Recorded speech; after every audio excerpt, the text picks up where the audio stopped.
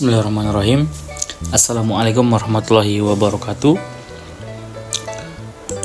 Kembali lagi di channel saya, Trianum.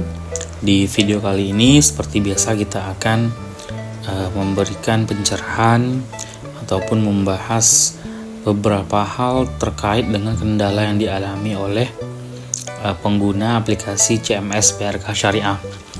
Nah, di video kali ini kita akan membahas kendala terkait dengan kode OTP yang tidak diterima di handphonenya approval atau di nomor handphone yang didaftarkan.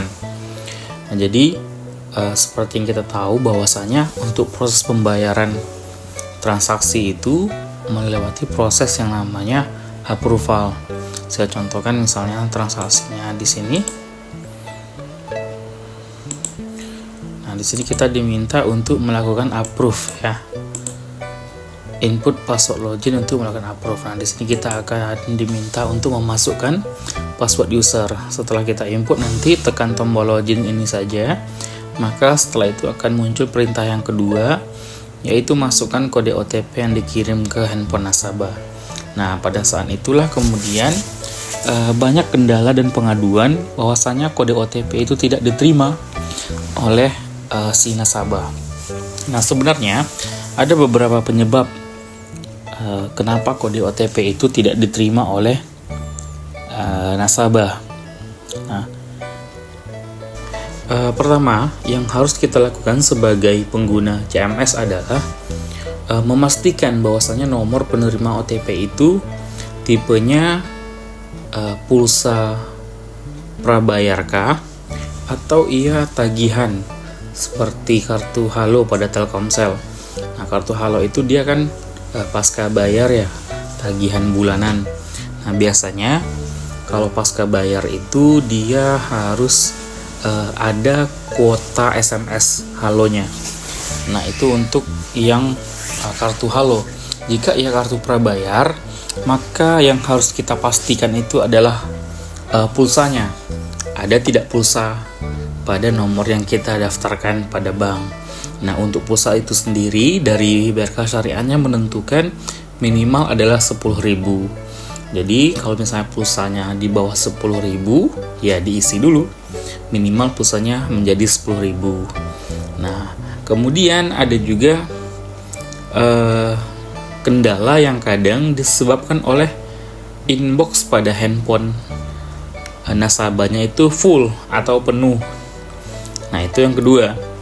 Ketika inboxnya penuh, maka silakan hapus dulu beberapa pesan lama untuk kemudian di-approve kembali transaksinya di CMS. Nah, kemudian yang ketiga yang perlu dilakukan adalah memastikan bahwasanya nomor penerima kode OTP itu sudah sesuai dengan yang kita daftarkan pada BRK Syariahnya, pada banknya. Karena kalau misalnya tidak sesuai ya tidak akan pernah masuk ya kode OTP-nya. Nah, jadi jika sudah dilakukan ketiga hal tadi, yang pertama memastikan jenis kartu handphone, apakah ia pasca bayar atau prabayar. Kalau ia pasca bayar maka pastikan kuota SMS-nya masih ada. Kalau dia prabayar pastikan pulsanya ada minimal 10.000. Kemudian yang kedua, pastikan inbox pesan pada handphonenya itu tidak full atau tidak penuh. Kemudian yang ketiga, pastikan nomor handphone nasabah itu betul yang kita daftarkan pada CMS BRK Syariah di banknya begitu. Nah, jika poin-poin tadi sudah dilakukan, tetapi OTP juga tidak bisa masuk ke handphonenya si nasabah, maka lakukan yang namanya reset token. Ini dia nih, reset token. Ini dilakukan untuk mereset kode OTP tadi. Jadi dilakukan dulu reset token seperti ini. Kita diminta untuk memasukkan password login. Nah, maka nanti akan muncul keterangan reset token berhasil. Silakan lakukan approval. Nah, maka di sini akan kita lakukan lagi proses approve seperti biasa. Oke. Harusnya dalam kondisi normal jika poin 1, 2, 3 tadi sudah dilakukan, maka kode OTP itu akan diterima di handphonenya si nasabah. Harusnya sudah diterima. Kalau belum juga, nah ini catatan lagi.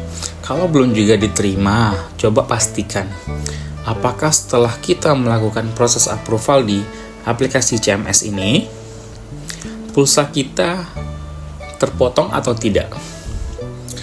Nah, itu harus diperhatikan. Kalau misalnya pulsanya terpotong, tapi SMS tidak kita terima, misal pulsa awalnya 15.000, setelah di-approve, kode OTP tidak kita terima, tetapi setelah kita cek pulsa, berkurang menjadi 14.000, artinya kurang 1.000, ya kan?